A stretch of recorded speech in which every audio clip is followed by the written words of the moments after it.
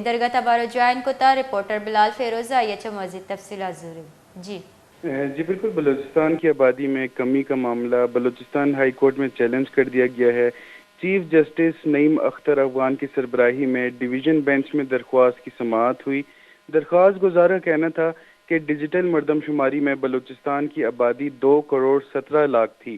مشترکہ مفادات کونسل نے غیر قانونی طور پر بلوچستان کی آبادی میں 70 لاکھ کی کمی کی۔ مشترکہ مفادات کونسل کے اجلاس میں منتخب وزیر اعلیٰ کو ہونا چاہیے تھا۔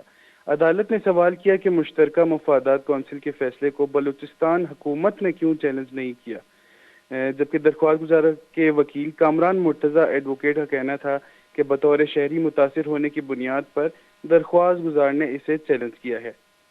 بلوچستان ہائی کورٹ کے بینچ نے درخواست کی موضوعیت پر فیصلہ محفوظ کر لیا ہے۔ جی بہت بہت شکریہ بلال فیروز۔